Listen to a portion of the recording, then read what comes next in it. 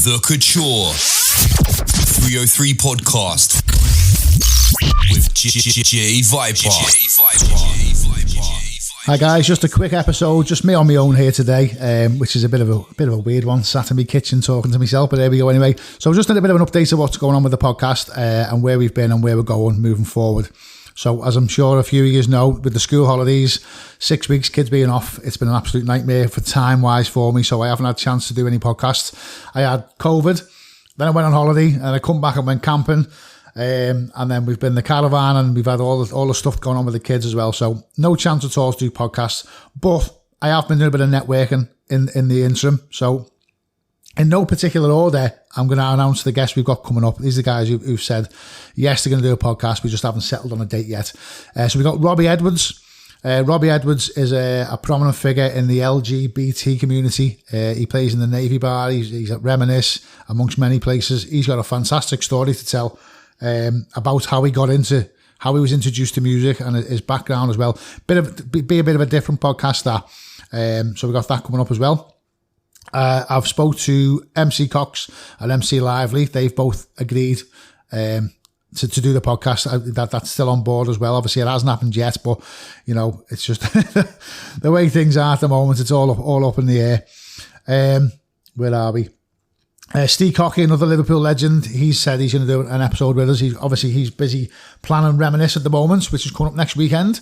Once he's finished that, we're going to tie up with Steve Cocky about what he's been up to over the years. He's been round the block more times than one. Steve Parry, just back from his whistle stop tour from Australia. He's agreed to do an episode. I'm extremely grateful for Steve for doing that. And he's got a few little stories to tell as well. Now, if you're from the northeast of England, you'll know the name Shaq. But if you're not from the northeast, you might know him as a stage name of Nana McKenna. So Shaq has again agreed quite graciously to do a podcast. He's hanging up the cardigan once and for all. He's going to give up the Nana McKenna character. So this is an ideal time really to get in touch with Shaq and find out how the character came about and what his plans are moving forward. Now this next one is a bit of a big one for me. This is a real personal one. So this is a guy who I've looked up to for many, many years. I actually blagged a gig in a club over 20 years ago just to meet this guy for the first time.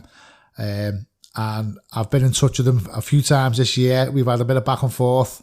So I'd like to announce at some point in the next couple of weeks, I'll be sitting down with the legendary DJ, MC, radio producer, radio host, you name it. He's been there, done it all.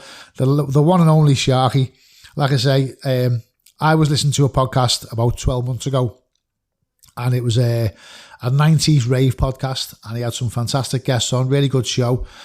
And he said, coming up next week, we've got Sharky. Oh, and I was fucking blown away. Couldn't believe it. You know, I'm gonna see an interview with Sharky. I'd love to hear the story. He's got a fantastic story to tell. He even submitted some questions, and for one reason or another, that podcast didn't come off. And the podcast itself, the guy who ran it, basically said it's kind of ran its course. We're running low on money. I've got other priorities with my home life, my family and stuff like that. So he cancelled the whole podcast.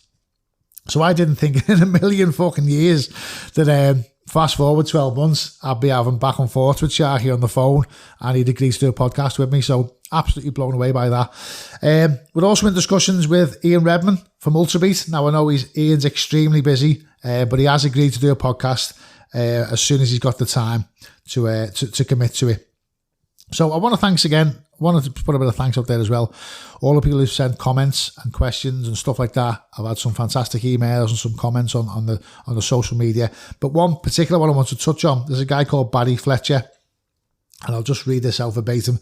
Hello Jay, well done with the podcast up to now. You're smashing through most of the DJs I've been hoping to hear from for a while. I've enjoyed listening to them all, thanks.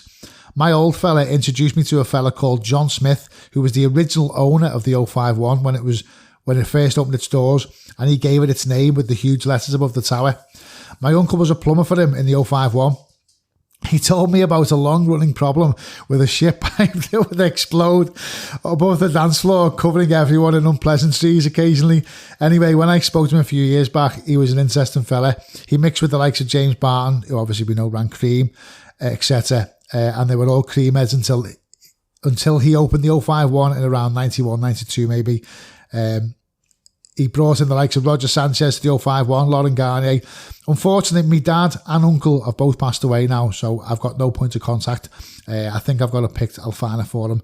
Thanks anyway, and keep up the good work, Barry. So thanks very much to Barry for that. And as I always say, anyone who's got any stories to tell, anyone who's got any recommendations for guests, anyone who's in touch with the likes of, your Lee Butlers and your Mike Descaras or your DJ Tricks, if you want to reach out to them and give them my contact details, feel free. You can contact me, couture303@outlook.com, or you can get me on social media. If you follow me on social media, on Instagram or on YouTube channel as well. So that's it for me for today. And we've got the Robbie Edwards podcast coming really soon, hopefully within the next day or so. So until then, speak soon. The Couture 303 podcast with J Viper.